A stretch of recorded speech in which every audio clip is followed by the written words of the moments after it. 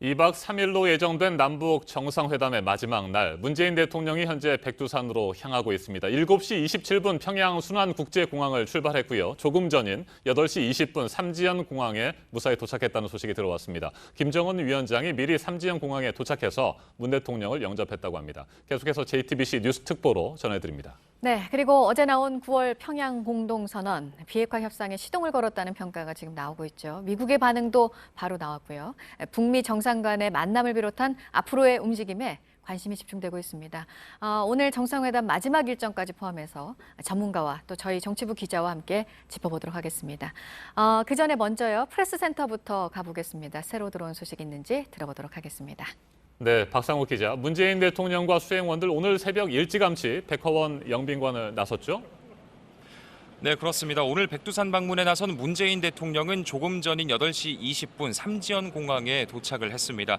문 대통령은 오늘 오전 6시 39분에 백화원 영빈관을 떠나서 평양의 순환국제공항으로 향했는데요. 백화원에서 공항으로 가는 사이 이른 시간임에도 불구하고 많은 북한 주민들이 나와 환송을 했습니다. 주민들은 조국 통일이라는 구호를 외쳤고 문 대통령은 창문을 내려서 손을 흔들며 화답했습니다. 북한의 군악대와 의장대 그리고 북한의 주민들은 공군 2호기를 이용해 삼지연 공항에 도착한 문 대통령을 환영했습니다. 정상일행은 8시 30분 백두산으로 출발을 했는데 삼지연 공항에서 백두산까지는 버스와 궤도차를 이용하게 됩니다. 이번 방문엔 정상뿐 아니라 공식 수행원과 또 특별 수행원도 함께 하는데요. 이들은 고려항공의 민항기를 타고 대통령 전용기보다 30분 가까이 앞선 7시 삼지연 공항으로 미리 출발을 했었습니다. 네, 조금 전 8시 30분에 이제 문재인 대통령 백두산을 향해서 출발을 이제 했습니다. 지금 예정이 돼 있는 건 장군봉까지고, 그런데 이제 천지까지도 갈 수 있느냐? 이거는 날씨의 허락을 받아야 되죠? 네, 그렇습니다. 일단 문 대통령과 김 위원장은 백두산의 남쪽 정상인 이 장군봉까지 올라갈 예정인데 정상 일행은 장군봉에 오전 9시쯤 도착할 것으로 보입니다. 날씨가 허락한다면 백두산 천지까지 올라갈 수도 있다라는 게 청와대의 설명인데요. 현재 위성 영상을 살펴보니 한반도 대부분 지역에 구름이 드리워져 있습니다만 백두산이 위치한 이 삼지연 부근을 비롯해 양강도와 함경북도는 아직까진 대체로 맑은 상태입니다. 장군봉에서 천지까지는 1.5km 길이의 이 계단이 있지만 케이블카를 이용할 것으로 보입니다. 네, 박 기자, 2박 3일 동안의 평양 방문 일정, 오늘이 마지막 날입니다. 문재인 대통령 일행 귀국 일정은 어떻게 됩니까?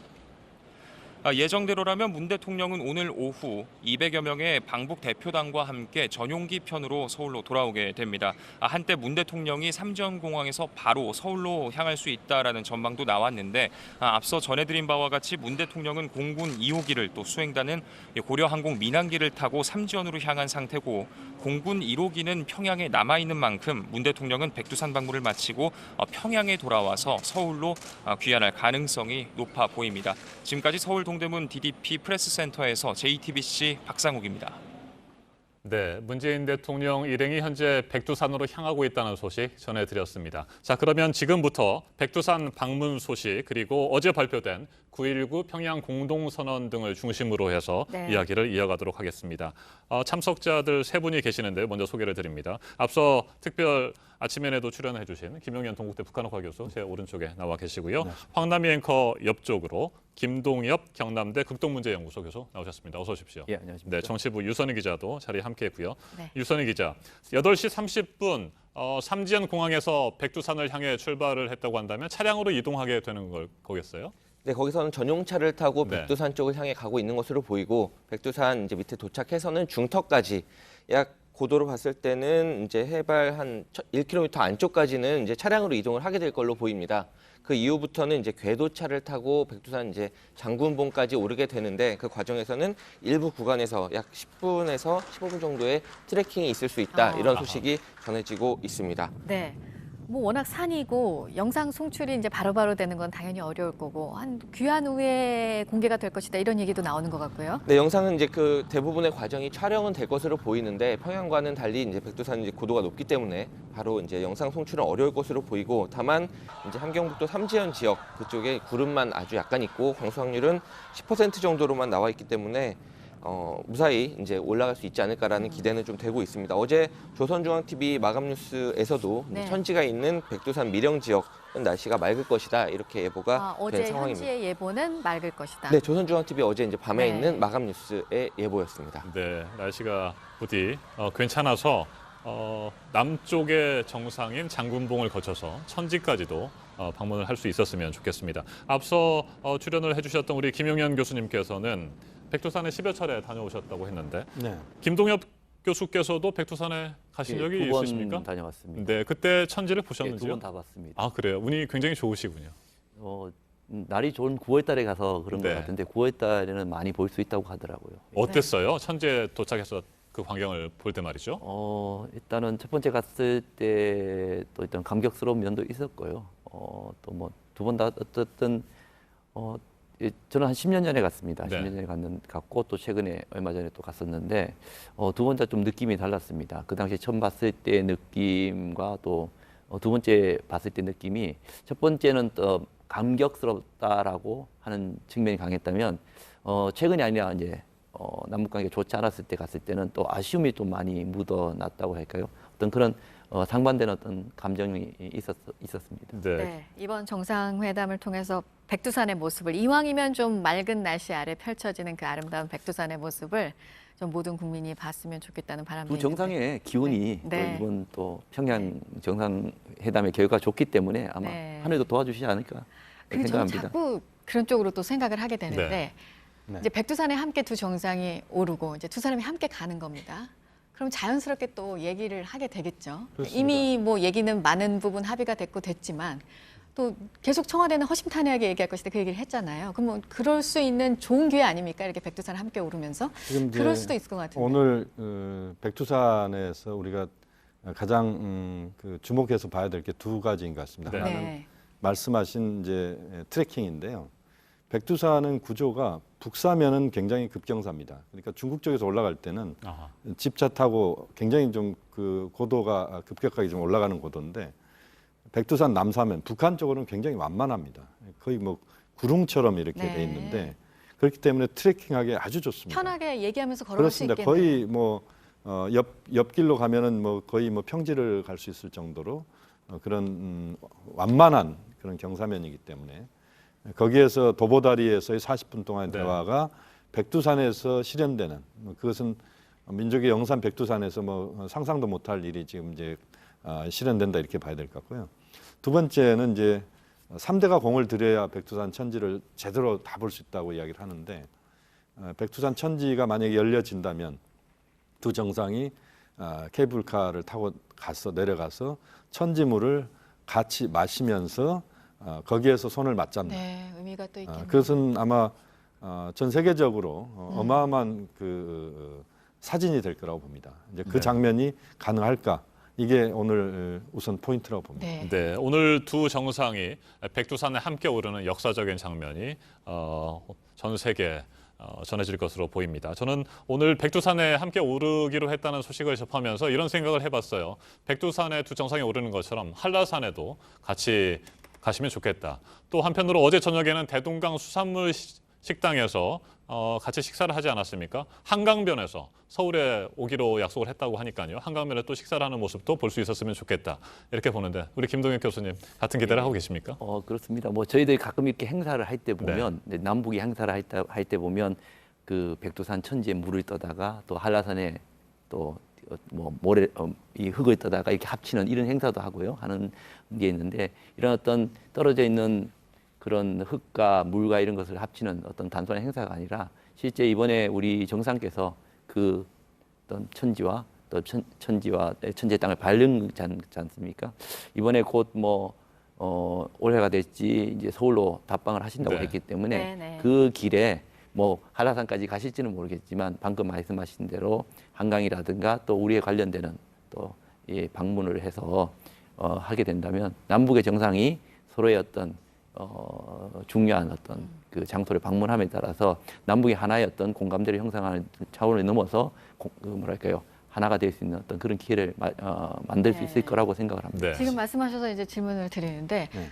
문재인 대통령이 백두산에 갈 것이냐 말 것이냐. 그래. 그럼 이번에 문재인 대통령 이번 정상회담 일정 안에 백두산에 가게 하자. 네. 그리고 나도 함께 가자. 네. 이런 김정은 위원장의 마음은 어떤 마음일까요?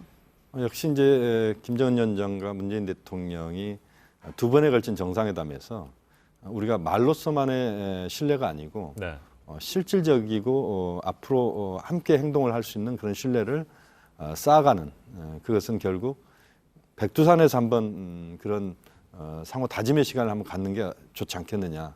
뭐 그런 이심전심이 저는 통했다라고 봅니다. 그런 차원에서 공군 2호기도 지난번 공항에 순환공항에서 그 공군 2호기가 비쳤을 때 네. 이게 경호를 위한 그런 장비나 이런 것을 싣고 온 거 아닐까 뭐 이런 생각들 했지만 결국에 어쨌든 그 공군 2호기가 삼전을 가는 뭐 그런 모습이었지 않겠습니까? 그러니까 네. 사전에 좀 공감대가 있었다 예, 이렇게 봐야 예. 될 것 같고요. 또 하나는 그 백두산 천지의 지형을 보시면 유일하게 그 완만하게 천지에 도달할 수 있는 곳이 북한 쪽에서 딱 한 군데밖에 없습니다. 중국 쪽에서도 한 군데가 있는데 중국 쪽에서는 이제 우리가 이제 그 폭포 있지 않습니까?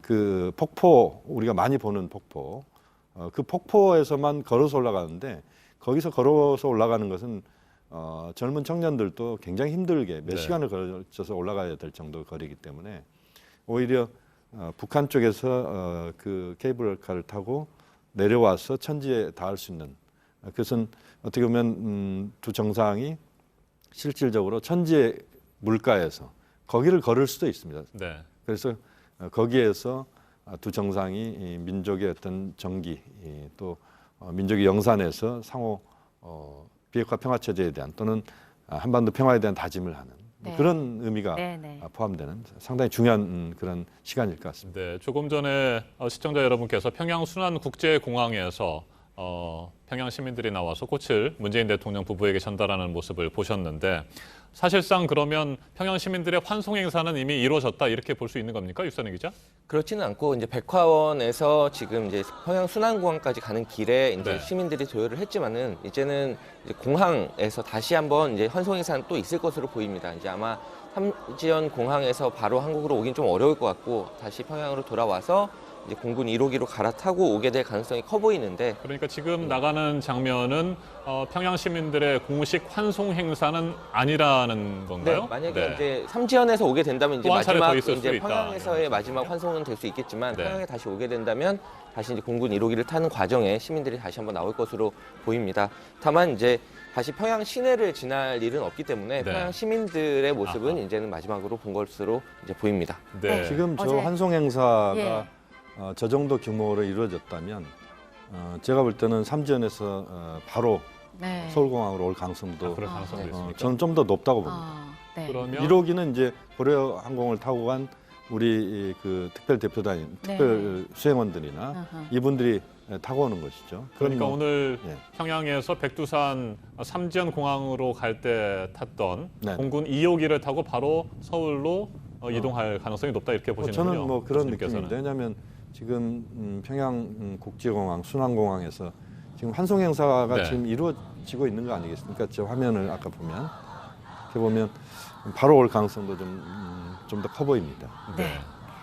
네, 어제 그 남북 간의 비핵화 합의가 포함된 9월 평양 공동 선언을 내고 이제 오늘 아침에 함께 백두산에 그 길을 오르게 된 문재인 대통령과 김정은 북한 위원장입니다. 중요하게 또 얘기를 해야 될 부분이 아무래도 이 부분도 아니겠습니까? 지금 북한에 대해서 미국의 반응도 즉각 또 나왔고요. 문재인 대통령이 이제 다음 주에 가서 트럼프 대통령과 만나고 또 연내에는 김정은 위원장이 서울에도 온다고 하고 이제 앞으로 북미 관계와 관련해서 이제 어떤 움직임이 전개가 될까 지금 가장 집중이 될 수밖에 없는 부분 아니겠습니까? 그렇습니다. 뭐 이번 정상회담 평양 정상회담의 가장 중요한 그런 목표는 제2차 북미 정상회담을 이끌어내기 위한 네. 징검다리 디딤돌 역할을 할 수 있느냐였습니다. 네, 네. 그런데 지금 트럼프 대통령의 반응이나 폼페이오 장관의 반응을 보면 그 역할은 지금 상당한 성과를 거두고 있다. 그렇게 볼 수 있을 것 같습니다. 오늘 보면 트럼프 대통령이 김정은 위원장을 만나고 싶다는 이야기가 지금 나오고 있고 네. 그리고 아주 어제 정상선언에 대해서 상당히 긍정적인 평가가 나오고 있고 네. 폼페이오 장관 같은 경우는 지금 오스트리아 빈 IAEA 국제 원자력 기구가 있습니다. 네. 저도 그 원자력 자, 기구 가봤는데 네. 민영찬 국민소통수석이 오늘 첫 브리핑을 시작합니다. 잘 함께 쉬셨습니까? 들어보시죠. 폭우처럼 쏟아지는 뉴스를 소화하시느라고 어제 정말 고생 많으셨습니다. 평화 번영을 위한 담대한 여정을 함께하고 있는 언론의 보도와 언론인들의 협조에 진심으로 감사드립니다. 평양 남북정상회담 3일째 날 9.19 평양 공동선언 다음 날입니다. 지난 봄 우리는 평화의 새로운 시작을 알렸고 이번 가을 평화가 새로운 미래임을 확인하고 있습니다. 수석님 죄송합니다. 잠깐만 지금 오디오 사정이 안 좋아서요. 오디오 한번 다시 잡아주시겠어요?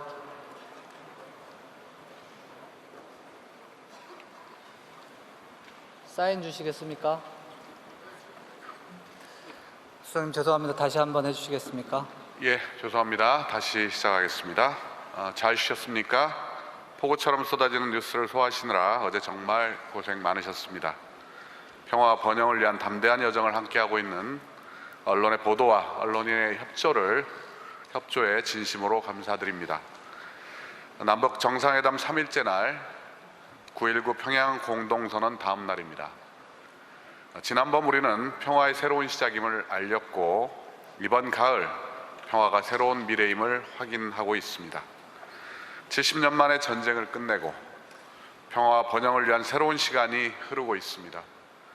대한민국 온 국민과 정부가 원팀이 되어 지금의 시간을 밀어가고 있다는데 많은 자부심을 느끼고 있습니다. 국민 여러분께 대통령님을 대신해 무한한 감사를 드립니다.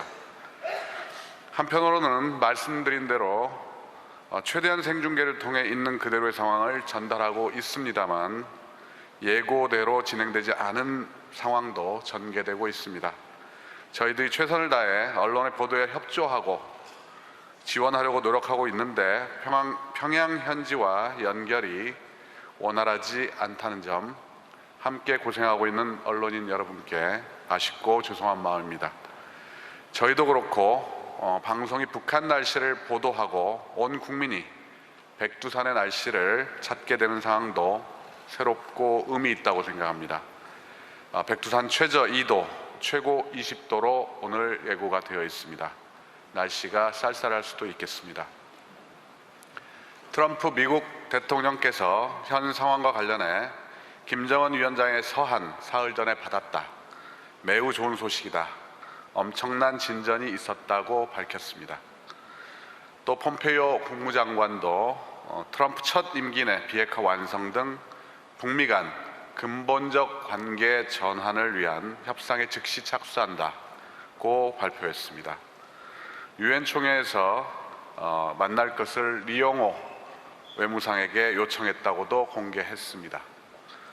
중국 외교부 대변인은 새롭고 중요한 합의에 도달했다고 했고 러시아 대변인은 우리는 실질적이고 효율적 행보를 당연히 지지하고 환영한다고 밝혔습니다. 일본 정부 스가 관방장관도 한반도의 완전한 비핵화로 이어질 것을 기대하고 있다고 밝혔습니다. 관련국 모두의 지지를 받는 새로운 프로세스가 진행되고 있다고 생각합니다. 새로운 시간이 시작되고 있습니다. 우리 문재인 대통령께서는 평양에서 돌아오자마자 다시 유엔 총회 참석을 위해 뉴욕으로 떠나시게 됩니다. 가시면서 말씀하셨던 북미 간 대화의 중재와 촉진의 역할을 위한 것입니다. 낙관할 수는 없지만 새로운 다리, 새로운 미래가 만들어지고 있는 것은 분명하다고 생각합니다. 함께 지켜봐 주시기 바랍니다. 오늘은 10시에 이도훈 외교부 한반도 평화교섭본부장이 이 자리에 나와서 비핵화 진전에 대한 상황에 대해 설명을 하고 질의응답을 받을 예정입니다. 이어서 10시 30분에는 이곳 프레스센터에 마련된 토론회장에서 국내 전문가 4분이 참여하는 세 번째 전문가 토론회가 개최될 예정입니다. 오늘 토론회에서는 어제 남북 정상이 함께 발표한 공동선언에 대한 분석과 함께 이번 정상회담의 성과와 의미를 짚어볼 예정입니다. 토론 참석자는 헤릭 카지니아스 미국 국가이익센터 국방연구국장, 김홍규 아주대 교수, 우정엽 세종연구소 안보전략연구실장, 탐사보도 전문가인 팀 셔록 등 4분입니다. 기자 여러분의 많은 참여를 부탁드리겠습니다. 오늘 문재인 대통령은 7시 27분 평양국제비행장을 출발해 8시 20분 삼지연공항에 도착했고 미리 와 있던 김정은 위원장 부부의 영접과 군악대, 의장대, 시민들의 환영을 받았습니다. 이어 8시 30분 장군봉을 향해 출발했습니다. 문 대통령 일행은 백두산 트레킹을 마친 뒤 삼지연에서 오찬을 하고 오늘 오후 평양국제비행장으로 귀환합니다. 이어 공군 1호기로 갈아탄 뒤 성남공항에 도착할 예정입니다. 한반도의 새로운 미래를 여는 좋은 소식을 전해드릴 수 있었고 앞으로도 더 노력하겠습니다. 질문 받겠습니다. 질문 요청해 주십시오. 저 제일 앞쪽이 어디지? 예, 맨 그 앞에. 앞에 바로 말씀해 주십시오. 소속사와 이름을 밝혀주시기 바랍니다. 네, TBS 이혜진 기자입니다. 오늘 8시 10분에 그 백화원에서 공항 가는 영상도 그랬고 또 평양발 여러 중계 영상을 보면서 저도 참 가슴이 뭉클했던 것 같습니다. 이게 아마 수석께서 이번 정상회담의 생방송을 적극적으로 추진하신 걸로 알고 있는데요. 전 세계 그 언론에 여러 이 새 순간들과 또 감정들을 의도하신 대로 잘 전달하신 것 같으신지 궁금하고요. 또 앞으로도 두 정상의 만남을 생중계할 그런 방침이신지 궁금합니다. 예, 사실 이번 생중계가 이번이 처음은 아닙니다만 이번에 저희가 각별하게 신경을 썼던 건 현재 벌어지고 있는 한반도의 급격한 변화를 전 세계 국민들과 함께 같이 나눠야 된다라는 생각을 했습니다. 지난번 4.27 판문점 정상회담에서 저희가 확인했듯이 한반도 문제는 한반도 자체의 문제가 아니라 동북아, 더 나아가서는 전 세계의 안보와 직결되는 현안입니다. 여기 많은 내외신 기자분들이 집결한 이유도 바로 그런 이유가 있기 때문이라고 생각합니다. 그렇기 때문에 한반도 문제를 온 세계에 관심 있는 국민들과 함께 관찰하고 바라보고 함께 한다는 것 자체가 한반도 문제를 해결하는데 매우 중요한 영향을 미칠 것이라 생각했기 때문에 생중계를 저희가 강하게 요청을 했고 또 앞으로 이어질 정상회담에서도 생중계는 계속될 것입니다.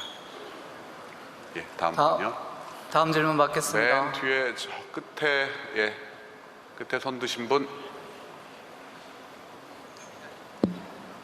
예, 한겨레 성현천입니다. 오늘 대통령께서 귀환하는 예정 시각과 귀환 이후에 프레스센터에서 그 결과 관련해서 기자회견을 하실 예정이 있는지 여쭙고 싶습니다.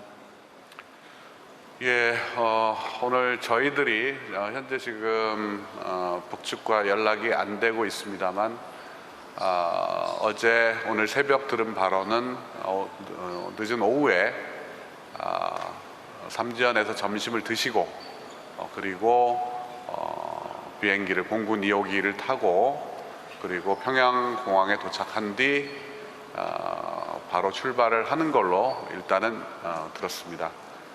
그러나 현지 상황에 따라서 출발 시간은 조정이 될 수 있다는 점 미리 말씀드리고요.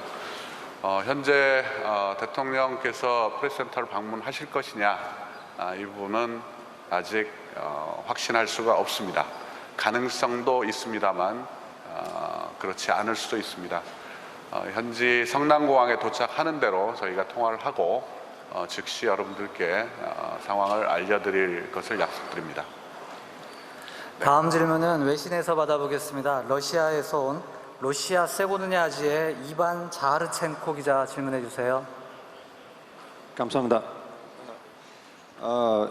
이번에 김 위원장과 문 대통령이 같이 백두산을 방문했습니다만 앞으로 김정은 위원장이 서울 방문할 때 같이 한라산으로 갈 수 있는지 없는지 좀 알려주시기 부탁합니다. 매우 좋은 아이디어 같습니다. 그러나 아직 시간이 있고 또 저희가 준비해야 된 여러 가지 또 기간이 필요하기 때문에 매우 좋은 제안으로 또 아이디어로 저희가 참고를 하겠습니다. 다음 질문 받겠습니다. 네, 앞쪽에. KBS 김지선 기자님, 맨 뒤에.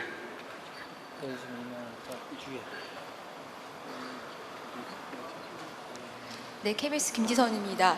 어제 평양 공동선언에 포함된 이 군사 분야 합의가 야당 일각에서는 북한의 현재 핵은 그대로 있는데 우리만 무장해제한 것 아니냐 이런 반응인데 여기에 대한 청와대 입장 좀 궁금하고요. 그리고 오늘 좀 전에 트럼프 대통령하고 폼페이오 국무장관과 주변국들의 반응을 소개해 주셨는데 그러니까 지금 평양 정상회담 기간 동안은 미국과 실질적인 실시간 협의는 어렵다고 하셨는데 그렇다면 지금 다시 비핵화 여정이 시작되는 것은 대북 특사단이 김정은 위원장을 만나고 미국 측과도 통화를 했었는데 우리가 양측에 제시한 일종의 중재안이 일단은 받아들여진 것이다 이렇게 봐도 되는 건지 설명 부탁드립니다. 군사 분야와 관련돼서 비핵화 문제는 남북 또 북미 또 한미 간의 현재 진행을 통해서 협의를 통해서 한 축으로 프로세스가 진행이 되고 있는 걸 여러분들이 보고 계십니다. 비핵화와 재래식 무기는 또 저희가 같이 북측과 또는 미국과 이 삼각관계에서 논의를 해야 될 사안이라고 생각을 하고요. 재래식 무기에 대한 군축은 비핵화를 위해서도 바람직한 방향이다라고 생각을 합니다. 이 부분에 대해서는 앞으로도 비핵화는 비핵화대로 저희가 해결을 위해 최선을 다할 것이고 재래식 군축의 문제는 군축대로 남북 간의 관계에서 논의를 진행해 나갈 것입니다. 내일 신문 이명환 기자 질문해 주세요. 앞쪽입니다. 네, 정상회담 마지막 날 프레스센터에서의 오늘 아침 브리핑 들으셨습니다. 먼저 오늘 문재인 대통령 일정에 대한 얘기를 했는데 삼재현에서 바로 가지 않고요. 평양국제공항으로 와서 이제 남한 쪽으로 내려오는 것으로 이렇게 정해졌고요. 그리고 어제 그 합의된 비핵화 합의에 대해서 미국 측의 반응을 전하면서 문재인 대통령이 서울에 도착하면 또 곧바로 유엔 총회, 다음 주 유엔 총회 일정을 위해서 뉴욕으로 간다 이런 일정도 전했습니다. 그리고 유선희 기자, 오늘 아마 그 프레스센터에서 이런 자리가 마련되나 봐요. 그 비핵화와 관련해서 이제 얼마나 진전이 됐는지 정부 쪽에서 뭐 설명도 하고 어떤 성과가 있는지 뭐 토론도 하고 이런 자리가 마련이 되나 보죠? 네, 그렇습니다. 오전 10시에는 외교부의 이도훈 한반도 평화교섭본부장이 이제 비핵화 진전 사항에 대해서 브리핑을 하고 또 네. 질의응답도 할 예정입니다. 어제는 아무래도 전체적인 내용이 이제 알려진 정도에 그쳤기 때문에 오늘은 또 그에 대한 주변국들의 반응도 나왔고 이에 대해서 분석이 이루어질 걸로 보입니다.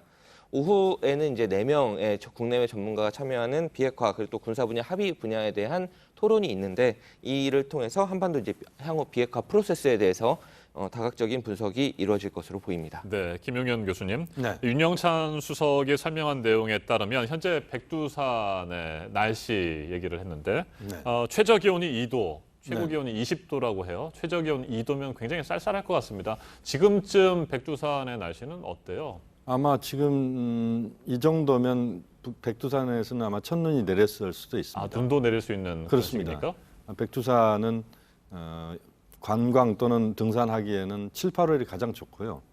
6월 초나 9월 말 정도는 눈 때문에 못 올라갈 수도 있습니다. 그만큼 이제 일기 변화가 굉장히 심하고 온도도 낮고 뭐 이런 곳인데요. 전체적으로 보면 백두산이 워낙 날씨가 급변하기 때문에 날씨가 좋다가도 갑자기 안개가 끼거나 그런 또 구름이 끼거나 이러면서 올라갈 때는 백두산까지 가는 길에는 날씨가 화창한데 막상 천지에 올라가서 보면 구름 때문에 못 보는 경우도 있습니다. 그만큼 오늘 좋은 또 기운을 받아서 천지가 열리기를 기대합니다. 네.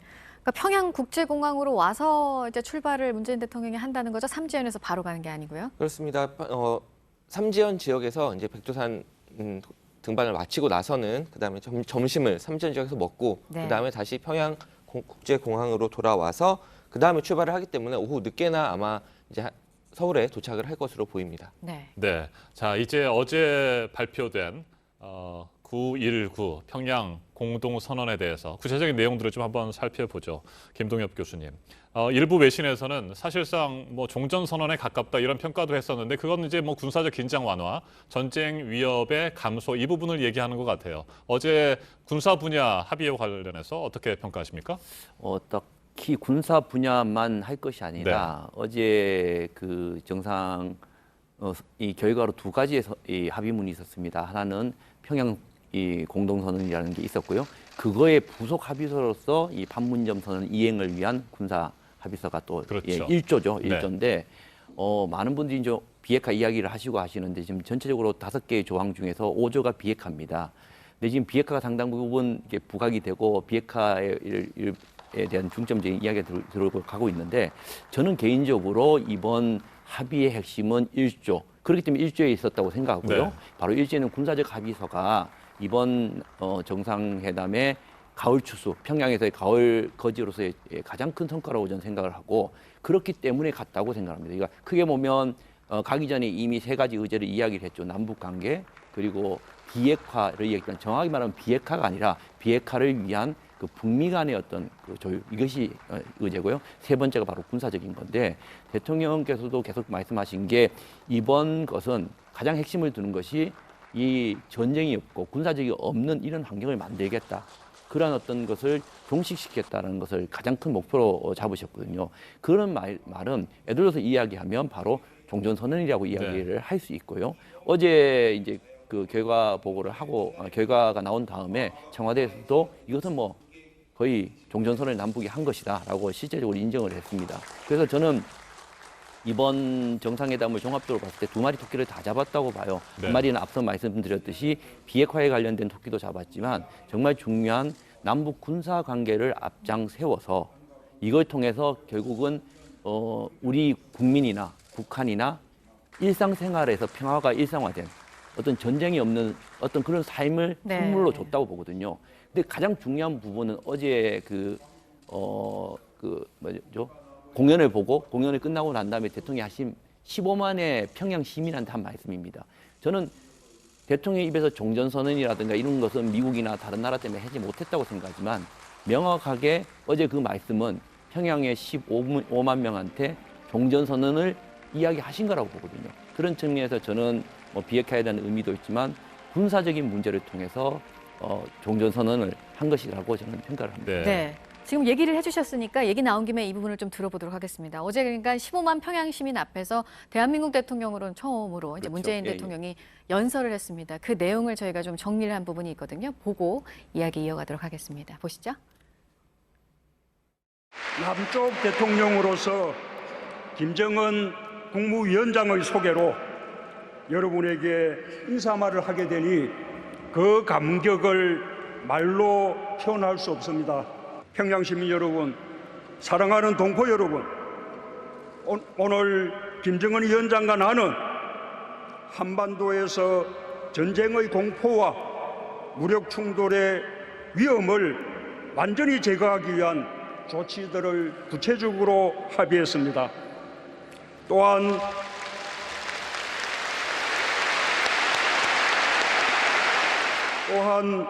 백두에서 한라까지 아름다운 우리 강산을 영구히 핵무기와 핵 위협이 없는 평화의 터전으로 만들어 후손들에게 물려주자고 확약했습니다. 김정은 위원장과 북녘 동포들이 어떤 나라를 만들어 나가고자 하는지 가슴 뜨겁게 보았습니다. 얼마나 민족의 화해와 평화를 갈망하고 있는지 절실하게 확인했습니다. 우리 민족은 우수합니다. 우리 민족은 강인합니다. 우리 민족은 평화를 사랑합니다. 그리고 우리 민족은 함께 살아야 합니다. 우리는 5,000년을 함께 살고 70년을 헤어져 살았습니다. 나는 오늘 이 자리에서 지난 70년 적대를 완전히 청산하고 다시 하나가 되기 위한 평화의 큰 걸음을 내딛자고 제안합니다. 김정은 위원장과 나는 북과 남 8천만 계려의 손을 굳게 잡고 새로운 조국을 만들어 나갈 것입니다. 우리 함께 새로운 미래로 나아갑시다. 문재인 대통령이 어젯밤 평양 시민 15만 명 앞에서 했던 역사적인 연설 함께 다시 보셨습니다. 우리 민족은 함께 살아야 합니다. 5,000년을 함께 살았는데 70년을 헤어져 살았고 평화의 큰 걸음을 내딛자고 제안을 합니다. 이 내용이 계속해서 뇌리에 남는 것 같습니다. 이와 관련한 얘기들 잠시 후에 이어가도록 하고요. 방금 전에 속보가 하나 들어왔어요. 문재인 대통령이 삼지연 공항에서 평양으로 오지 않고 바로 성남에 있는 서울공항으로 향할 것이라는 내용이네요. 아까 윤영찬 수석이 발표했던 내용과 좀 달라졌습니다. 네, 그렇습니다. 윤영찬 수석이 방금 전에 브리핑에서는 이제 새벽까지 결정된 내용으로는 이제 삼지연에 갔다가 다시 평양공항으로 와서 1호기를 타고 오는 것으로 우리 공군 1호기를 타고 오는 것으로 설명을 했었는데 그렇게 하지 않고 삼지연 공항에서 곧바로 이제 우리 서울공항으로 출발을 한다라고 이제 발표가 됐습니다. 공군 2호기도 이제 보잉 737 작은 기종이긴 하지만 서울까지 오는 데는 전혀 문제가 없고 이것을 타고 오게 되면 도착 시간이 약간은 당겨질 수 있을 것으로 보입니다. 네, 김용현 교수님. 네.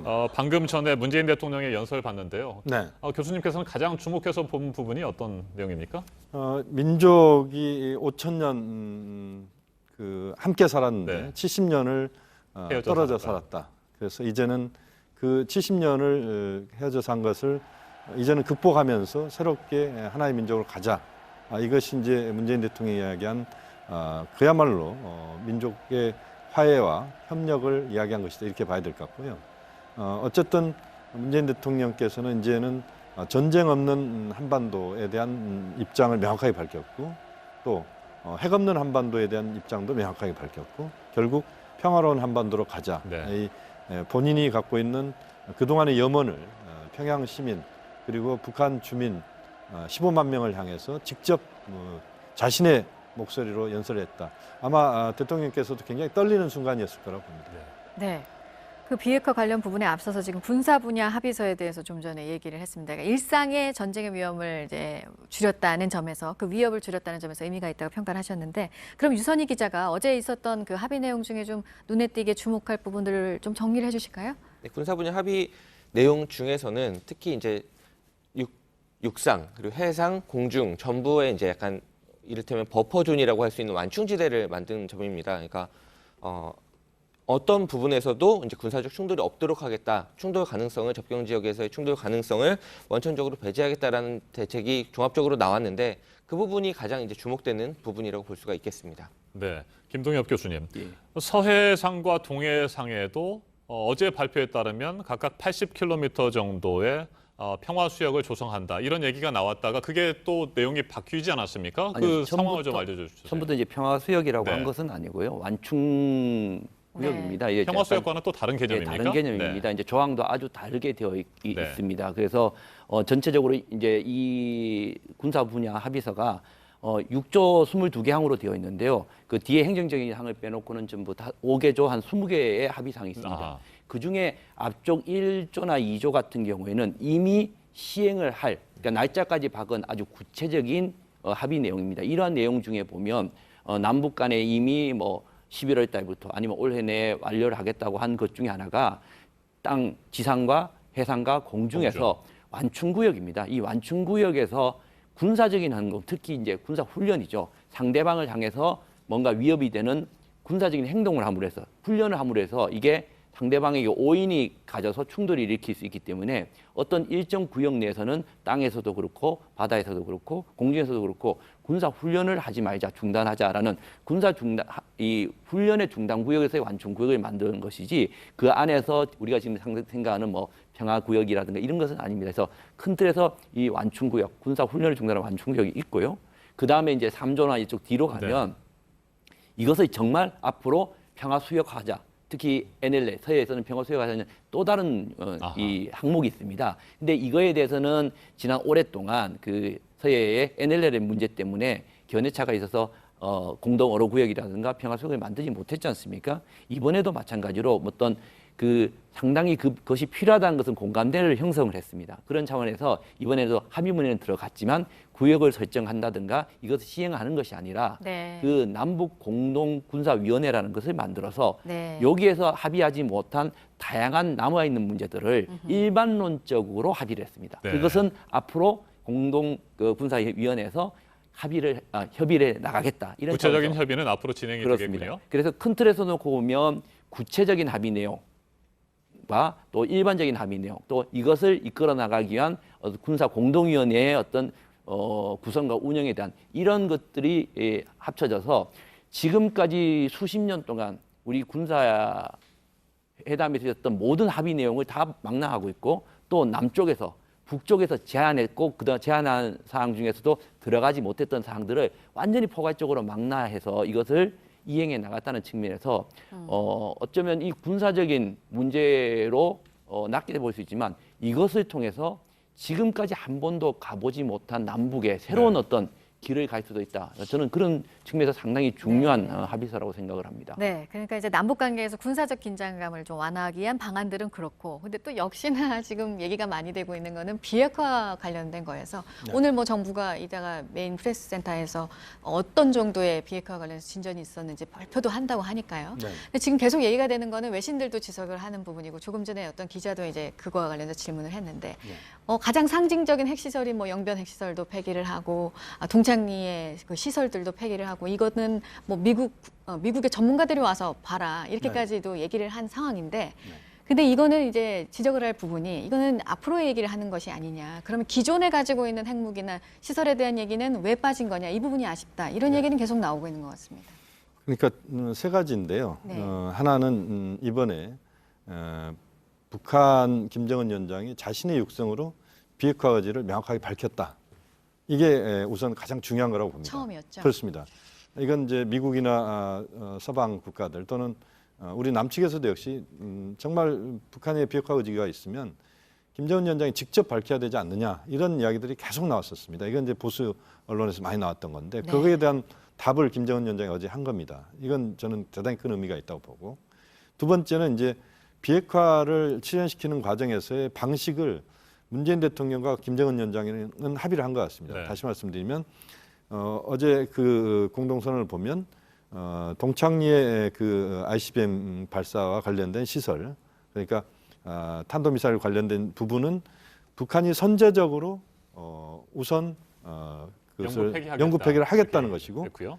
와서 보라는 겁니다. 예전에 풍계리는 언론만 와서 보라고 해가지고 왜 전문가들 안 부르냐 그때 이야기가 많았지 않습니까? 이제는 유관국들 와서 보라. 그러니까 미국도 와서 보고 우리 한국도 와서 보고 중국, 일본, 러시아도 다 와서 보라 이런 이야기입니다. 그리고 그것이 이루어지면 북한이 그런 행동을 하게 되면 다음에 미국의 상응 조치에 따라서 영변 핵시설을 완전 폐기한다. 영구적 폐기한다. 이것은 미국이 다음에 그 다음 단계에서는 종전선을 받아들여라.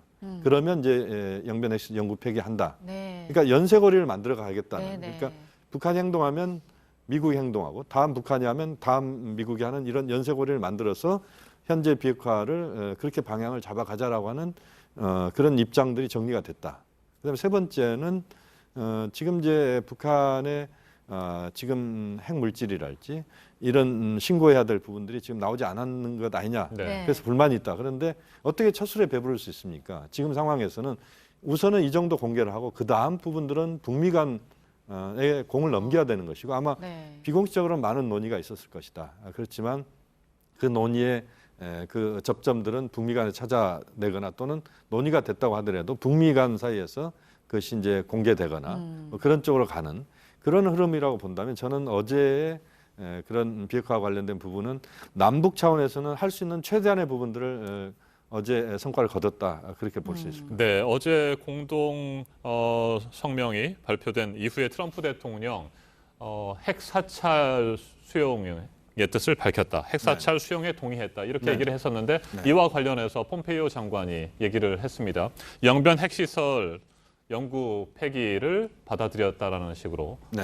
해석을 했고요. 또 이와 관련해서 미국과 IAEA 사찰단이 들어갈 것이다 이런 측면의 얘기를 했다고 한다면 북한이 전제 조건으로 6.12 북미 공동성명 성신에 따라 상응하는 조치를 취하면 라고 하는 이 조건, 바로 이제 종전선언 아니겠습니까? 이 부분도 이제 현실적으로 가능해졌다. 저는 이렇게 전망할 수 그 있습니다. 부분은 이제 가시권 안에 들어왔다고 봅니다. 그러니까 미국이 곧바로 반응을 했습니다. 그야말로 트럼프 대통령은 잠도 안 자고 그 공동선언 나올 때 지켜보면서 바로 트윗을 했습니다. 아주 좋다, 기분 좋다 이런 이야기를 했거든요. 그것은 남북미가 지금 이제 미국의 부분이 잘 안 보여서 그렇지 이번 남북 정상회담은 사실상 남북미 정상 간의 많은 논의의 어떤 결과라고 봐야 될 것 같습니다. 그것은 폼페이오 장관이나 또는 미국의 실무자들이 계속적으로 북한과 지금 많은 대화를 하고 있다고 봐야 되고 남북미가 함께 대화를 하고 있는 그런 아래로부터의 그런 대화의 흐름들이 지금 나오고 있고 그 흐름에 그 정보들이 공유되면서 트럼프 대통령이 바로 그 다음 단계에 대한 이야기를 하기 시작했다. 또 트럼프 대통령은 지금 사흘 전에 김정은 위원장 편지를 받았다 이런 이야기가 또 나오지 않습니까? 사안 받았다. 그것은 그 사안이 아주 기분 좋은 사안으로 지금 느껴진다 이런 표현들인데 그것은 결국 저는 뭐 조심스러운 전망입니다만 김정은 위원장의 한 10월 정도의 미국 방문, 뉴욕 또는 워싱턴 방문도 서서히 가시권 안에 들어올 수 있는 환경이 만들어지는 건 아니냐. 2차 북미 정상회담. 그렇습니다. 그걸 10월로 보시는 이유는 11월 6일 미국의 중간 선거가 있기 때문에 10월 말까지는 종전 선언을 끝내고 비핵화 문제와 관련해서 트럼프 대통령이 어떤 성과를 과시하겠다. 뭐 이런 계획이라고 보면 되겠군요. 그렇습니다. 지금 이제 9월 달에 김정은 위원장의 그 뉴욕 방문은 그렇게 쉽지는 않을 것 같습니다. 지금 아무리 서두른다고 그래도 지금 이제 열흘밖에 남지 않았기 때문에 아무래도 유엔 총회에서 문재인 대통령의 연설과 함께 한미 정상회담이 곧바로 열립니다. 24일 날 미국 시간 24일 날 열리면 그때 아마 트럼프 대통령에게 문재인 대통령이 김정은 위원장과 모든 나눴던 대화를 다 이야기할 겁니다. 그러면 그것을 바탕으로 해서 북미 정상회담으로 가는 그런 흐름.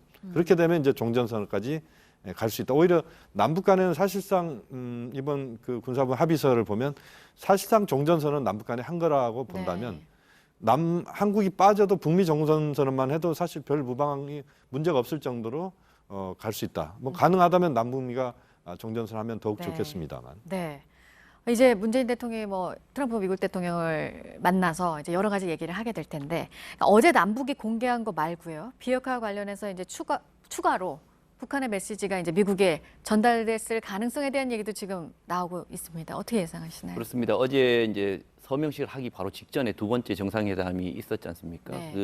그때는 이미 아마 어제 서명한 서명 문서에 대한 이야기는 아니었기 때문에 다른 이야기 또 최소한의 그 두 사람 서훈 국정원장과 김영철 통전부장만 배석한 사이에서 두 사람만 만난 거기 때문에 어쩌면 1대1 정상회담이라고 봐야 되겠습니다. 단독 정상회담을 했다는 것은 김일이 두 사람만 또 서훈과 김영철 두 사람만 들어서 될 만한 이야기를 했다는 것은 분명히 트럼프 대통령에게 가서 할 이야기들, 즉 비핵화에 관련된 어떤 긴밀한 이야기를 했다고 봅니다. 그런 차원에서 이번 그 5조에 들어간 비핵화에 대한 어떤 해석을 좀 저희들은 저 같은 경우는 좀 달리하는 편입니다. 이 비핵화 문제에 대해서 많은 분들이 상당히 무게를 두시고 남북한의 비핵화에 초점을 맞추시는데 저는 이 5조의 비핵화가 들어갔지만 남북 간의 비핵화 문제가 아니라 역시 문제의 핵심은 북미 간의 비핵화거든요. 그러니까 남북이 5조에 들어갔다고 한 가장 큰 의미는 지금까지 남북 정상회담에서 한 번도 비핵화가 의제화된 적이 없고 이렇게 명시화된 적이 없다는 측면에서 이렇게 들어갔다는 것은 그것 때문에 남북이 이제 중심이 됐다는 의미라기보단 북쪽이 남쪽을 비핵화 문제에서 이제 중요한 당사자로서 인정을 했고 또 중요한 점은 뭐냐면요. 중재자로서의 역할에 대해서 북한이 요구를 하고 그것을 인정했다는 점이라고 생각합니다. 그래서 이 5조는 어떤 북핵 문제를 직접 하는 것이 아니라 중재자로서의 역할을 해달라는 의미로서의 5조라고 봐요. 그러니까 비핵화가 아니라 비핵화를 위한 북미 관계의 증진에 관련된 내용이라고 보거든요. 대통령도 그렇게 말씀을 하셨고요. 근데 이거를 비핵화라고 이제 해석을 해가면 우리가 이제 해석이 달라져서 왜냐하면 너무 많은 것을 바라게 되는 거죠. 예, 제가 개인적으로 생각을 했을 때는 이런 차원에서 대통령이 뭐라고 할까요? 그 아까 말씀하신 대로 이러한 어떤 중재를 하실 수 있는 내용들을 충분히 했고요. 이번 그 5조에 나와 있는 1항, 2항에 바로 그 중재 내용이 저는 포함이 되어 있다고 봅니다. 지금 미국 내에서 갖고 있는 뭐 종전선언과 또 일부 어떤 북한의 행동이 어떤 등가가 돼 일부에서 신고라고 이야기를 하고 있는데요. 공식적인 건 아닙니다만은 이러한 어떤 불편한 어떤 그 공식을 프레임을 깨트리는 게 전 1조라고 생각합니다. 이게 신고가 아니라 동창리에서의 어떤 공식적인 그 폐기 행동, 공개적인 폐기 행동 이것을 통해서 의미 있는 뭐랄까요 활동을 보여주고 그러니까 너는 6.12의 어떤 정신을 받들어서 종전선언. 사실 6.12에서 종전선언은 트럼프가 그 조건 없이 해주기로 약속한 걸로 지금 되어 있거든요. 그게 지금 뒤집어진 거니까 그런 차원에서 종전선언을 해주고 그러니까 지금 현재 미국이나 우리 사회가 갖고 있는 비핵화의 허들이라고 하죠. 이 허들을 좀 낮춰주는 어떤 이런 역할을 해 나가면서 가고 그거에 따라서 2조는 향후에 저는 앞서도 말씀하셨지만요. 그 어떤 미국이 6.12 정신에 따라서 상응 조치를 해야 된다는 게 그 상응 조치는 전 단적으로 종전선언이라고 못 받고 싶지 않습니다. 종전선언 이후에 다른 상응 조치도 다 있다고 생각하고 종전선언을 포함한 그렇죠. 다른 조치들이 그러니까 필요하다는 말씀이시죠? 이 구문은 단순히 종전선언을 해야만 영변이 아니라 영변까지도 갈 수 있다는 큰 어떤 뭐랄까요 미끼라고 표현해 주지만 향후에 이 국면은 미국이 원하는 허들을 만들어서 넘어가겠다는 것이 아니라 북미 간의 이 비핵화는 북한이 이야기하는 단계적 동시적이라는 단어로 앞으로 계속 가겠다는 그 포괄적인 내용을 포함하고 있다고 봐요. 이걸 단순히 종전선언을 해주면 영변으로 가겠다 이렇게 해석하는 건 상당히 저는 위험한 발언이라고 생각합니다. 종전선언 플러스 알파들이 있는데 이게 체제 안전 보장을 위한 그렇습니다. 조치들 그리고 대북 제재를 완화하거나 없애는 방안 이런 것들이 포함될 수 있겠군요. 그렇죠. 그러니까 영변이라는 것이 갖고 있는 북핵의 아주 상징적인 것이거든요. 그러니까 그것에 대해서 그냥 그 다음에 다른 것도 할 수 있다는 여운을 남겼기 때문에 이렇게 해주면 영변뿐만 아니라 그 다음부터 그러니까 가지고 있는 핵무기까지 다 폐기할 수 있다. 그러니까 그렇게 하기 위해서는 지금같이 그렇게 쓸데없이 허들을 만들지 말고 이제는 단기적 뭐랄까요 동시적으로 정상적인 이 방식으로 가자 이런 저는 의미를 담아 있기 때문에 이번에 5조를 너무 우리식으로 해석을 하고 우리식 그 해석을 하고 해석을 해서는 저는 안 된다고 생각을 합니다. 네. 유선희 기자, 그 비핵화와 관련해서 오늘 또 정부가 발표를 한다고 하니까요. 좀 추가적으로 좀 더 구체적으로 뭔가를 내놓을까요? 어떻게 예상해 보실까요? 뭐 전해진 내용 있습니까? 뭐 세부적인 내용이 나오지는 어려울 것 같고 지금 이제 20분 정도 있으면 이동훈 본부장이 이제 브리핑을 시작을 하게 될 텐데 아무래도 이제 폼페이오 미국 국무장관이 그 유엔 총회에서 이용호 외무상을 직접 만나겠다. 또 스티븐 비건 대북 특별대표를 또 이제 오스트리아 빈에 보내서 그 북한 쪽의 대표자를 내보내달라고 요청을 하겠다라고 말하는 것은 이것은 그 폼페이오 장관의 4차 방북이 무산된 이후에 좀 교착 상태에 빠져있던 북미 간의 대화가 다시 이제 시작이 됐다는 의미가 있는 것으로 보이고 이동 본부장의 이제 설명도 그런 부분에서 북미 간의 수레바퀴가 다시 돌아가기 시작했다라는 점에 집중이 될 것으로 보입니다. 특히 이제 IAEA 본부가 있는 빈 채널, 빈에서 어떤 채널이 열린다고 한다면 이것이 앞으로 이제 북미 간의 비핵화 협상을 이어가는 데 있어서 핵심적인 역할을 할 수 있다라는 분석이 나올 것으로 보입니다. 네, 종전선언 얘기가 나왔으니까요. 김용현 교수님 한 가지만 더 여쭐게요. 종전선언 맨 처음에는 남북미 3자 간의 종전선언 얘기가 나왔다가 또 한참 지나서는 중국을 포함한 남북미 중 4자 종전선언 얘기가 나왔고요. 그런데 이번 평양 남북 정상회담을 계기로 해서 우리 정부의 또 문재인 대통령의 한반도 운전자론도 나오고 적극적인 역할들을 하게 되면서 중국은 점점점 멀어져가는 느낌이거든요. 만약에 워싱턴을 김정은 위원장이 방문을 해서 종전선언이 이루어진다면 중국을 빼고 남북미 3자 간의 종전선언이 이루어질 가능성이 높다 이렇게 보십니까? 중국이 지금 종전선언과 관련된 부분에서는 남북미 쪽으로 가는 것에 대해서 존중하겠다 이런 입장으로 지금 바뀌고 있는 것 같습니다. 그러니까 사실상 중국은 이미 한국과 수교를 했기 때문에 또 북한과 중국은 동맹국가입니다. 그렇기 때문에 굳이 중국이 들어오지 않아도 사실상 종전선언은 이미 한국과 중국과 북한 사이에서는 이루어졌다. 이렇게 볼 수도 있는 겁니다. 그러니까 종전선언에 참가 안 한다고 해서 평화체제 논의 또는 평화협정에 중국이 빠지는 것이 아니기 때문에 지금 이 상황에서는 좀 더 종전선언은 지금 남북미 중심으로 해서 빠른 속도로 나아가고 그다음 평화체제 논의를 하는 과정에서는 중국도 중요한 행위자로서 들어오겠다. 이런 차원에서 상당히 좀 합리적인 선택들을 지금 남북 미중이 하고 있다.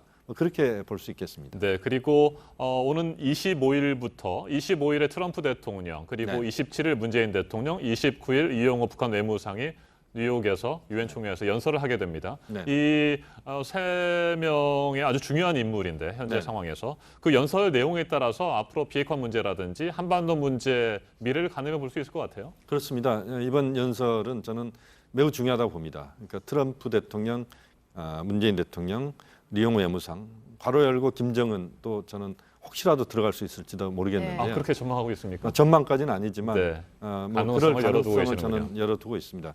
그렇게 보면 어쨌든 그 한국과 미국과 중국, 북한의 주요 인사들이 전 세계를 향해서 비핵화 의지를 천명하고 또 종전선언에 대해서도 천명을 하고 그렇게 보면 이제 한반도의 비핵화 평화체제 논의는 급물살을 탈 수 있는 네. 그런 그 전반적인 어떤 국제사회 지지를 얻어낼 수 있다. 물론 지금도 국제사회가 지지하고 있습니다만 유엔이라고 하는 기구를 통해서 전 세계적인 지지 속에서 전 세계적인 주목의 그런 한반도가 될 수 있고 그 과정에서 만약에 이번에 그 유엔에서의 연설들이 성공적으로 이루어진다면 곧바로 북미 정상회담으로 갈 수 있는 그런 디딤돌이 다시 한번 만들어진다. 이번 남북 정상회담이 첫 번째 디딤돌이었다면 그 다음에 이제 한미 정상회담이 두 번째 디딤돌 네. 그리고 유엔에서 연설들이 세 번째 디딤돌이 되면서 북미 제2차 정상회담으로 가는 네. 그것이 10월 달 안에는 가능할 수 있는 그런 가시권에 드는 그런 상황들이 만들어질 수 있다. 숨가쁘게 진행되겠군요. 그렇습니다. 뭐 9월, 10월, 11월까지는 한반도에서 엄청난 그런 외교전이 펼쳐진다고 봅니다. 네. 네, 그럼 김동욱 교수께서는 지금 이제 어제 합의 이후에 나온 북한의 미국의 이런 즉각적인 반응에 대해서 어떻게 보고 계세요?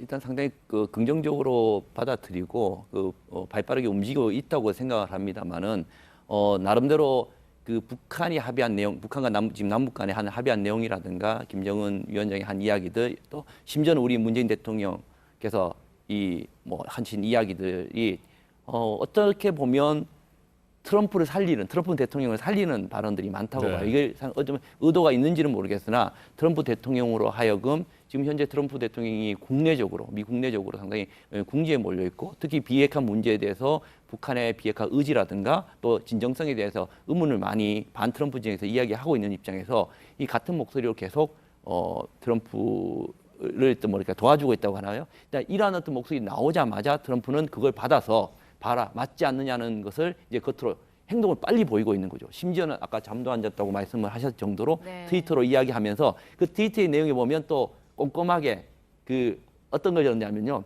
유해가 돌아온다는 이야기를 했죠. 자기의 네. 공적까지 이게 띄우면서 이걸 그러니까 약간 부풀린다기보다는요. 하면서 자기 반 트럼프 진영들을 약간 누르면서 비핵화를 가려고 하는 그런 과정이 좀 있는 것 같습니다. 이런 차원에서 상당히 긍정적이긴 한데 여전히 걱정되는 것은 트럼프라기보다는 트럼프 반대쪽에 있는 반진영. 지금 현재 있는 종전선언과 이런 것이 갖고 있지 않는 가장 큰 이유가 트럼프와 김정은 위원장의 어떤 갈등이 아니라 이견차라기보다는 어쩌면 트럼프 대통령이 반트럼프 진영의 발목이 잡힌 상황에서 벌어지는 거거든요. 이런 상황에서 앞으로 이번에 발생했던 어떤 이런 허들이라든가 또 이런 어려움은 언제든지 발생할 수 있다는 거죠. 계속 발생할 수 있기 때문에 저는 정말 11월 전에 북미 정상회담은 그렇게 아주 낙관적으로 보지는 않습니다. 분명히 해야 된다고 보는데요. 저는 여기에 가장 중요한 것이 바로 문재인 대통령이라고 생각하고요. 저는 어제 문재인 대통령이 우리 합의한 내용 중에 김정은 위원장이 서울을 올해 내에 네. 방문하겠다는 의미가 특별히 없겠다라는 가장 큰 의미가 뭐냐면 오기 위해서는 한 가지 이 전제 조건이 필요하다고 생각합니다. 네. 뭐냐면 북미 관계와 북미 정상회담과 비핵화의 진전이 있고 종전선이 돼야만 서울로 오실 수 있어요. 네. 어쩌면 서울에 와서 하실 수도 있지만 그 말은 문재인 대통령이 내가 중재를 할 수 있어. 중재를 해서 당신이 올 수 있는 환경을 만들어줄 자신이 있다는 자신감의 표현이라고 생각하거든요. 그런 차원에서 본다면 지금 가고 있는 북미 관계가 문재인 대통령이 어깨가 좀 무겁겠지만 상당히 이것을 중재를 해서 긍정적인 방향으로 또 트럼프의 결정, 김정은 위원장의 어떤 그런 결단이 합쳐져서 좋은 결과가 올해 있지 않겠는가라고 생각을 합니다. 그 아까 아침에 브리핑에도 나왔고요. 이제 미리 예정돼 있는 일정이기도 했는데 유선희 기자, 이제 문재인 대통령이 이제 오늘 돌아오면 또 금방 있다가 다음 주에 열리는 유엔 총회를 위해서 이제 또 뉴욕으로 가게 되고,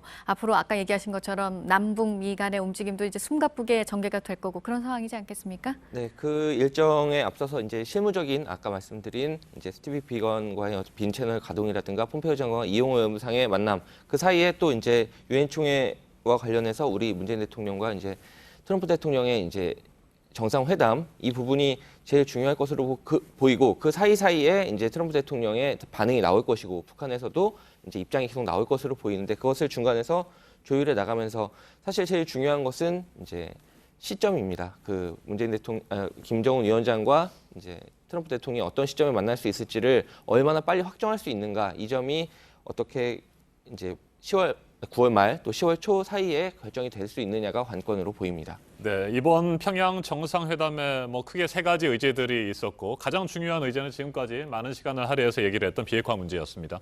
그런데 저희가 또 하나 주의 깊게 봐야 될 부분이 바로 남북관계 개선, 발전, 그리고 경제 협력에 대한 부분일 것 같아요. 저희가 마쳐야 할 시간이 그렇게 많지 않은데 김용현 교수님 그리고 김동엽 교수님께 한 1분씩의 좀 시간을 드리겠습니다. 김용현 교수님, 남북관계 개선과 관련해서 가장 주목할 만한 합의는 뭐라고 보십니까? 그 전에 하나만 좀 말씀을 드리면 지금 북미 정상회담이 꼭 미국에서만이 아니고 남북 정상이 서울에서 4차 정상회담을 하게 된다면 그때 트럼프 대통령이 서울에 와서 남북미 정상회담을 저는 할 수도 있을 것 같다는 생각도 있습니다. 그런 게 하나의 가능성의 또 다른 영역일 수 있을 것 같고요. 저는 주목하는 게 남북관계 차원에서 서해 경제 공동 특구, 경제 협력 특구, 동해 관광 공동 특구, 이 부분에 대한 비전을 지금 남북 정상이 공유하고 있는 것 같습니다. 결국 비핵화 문제에서 진전이 이루어지면 남북 경제가 공동 경제로 바뀌어가는 그런 흐름을 제시했다는 점에서 상당한 의미가 있고, 이 부분이 앞으로 많이 부각이 돼야 된다고 봅니다. 네, 우리 정부에서도 경제가 평화다, 그렇습니다. 평화가 또 경제다, 이런 얘기를 했었는데, 우리 김동엽 교수님께서는 남북관계 개선과 관련해서 어떤 부분을 주목하십니까? 일단은 뭐 한 분야가 아니라 사회 교육, 뭐 체육 분야, 그다음에 뭐 여러 가지 인권에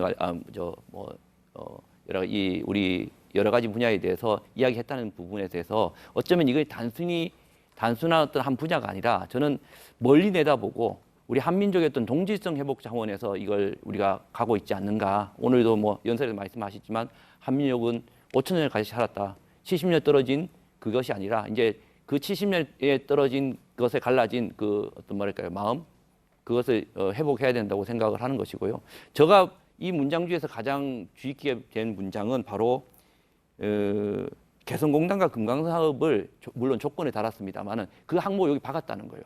어쩌면 그 말을 하기가 좀 거꾸로울 수도 있습니다. 제적 국면이기 때문에. 그럼에도 불구하고 이 국면을 조건에 맞따라 이 두 가지를 재개하겠다는 것을 한 것은 분명히 이제는 뭔가 밖에 외부에 너무 그렇게 눈치 보지 않고 경우가 되면 우리가 이걸 추진하려는 동력과 준비가 되어 있다. 향후 남북 경제 협력을 이제 준비해 나가야 된다라는 어떤 우리 정부의 신경제 구상을 현실화시키기 위한 어떤 의지를 반영한 구문이 아닌가라고 해서 저는 기대를 하고 있습니다. 네, 세 분 얘기 여기까지 듣도록 하겠습니다. 김용현 동국대 북한학과 교수, 김동엽 경남대 극동문제연구 교수, 그리고 정치부 유선희 기자였습니다. 세 분 말씀 잘 들었습니다. 고맙습니다. 예, 감사합니다.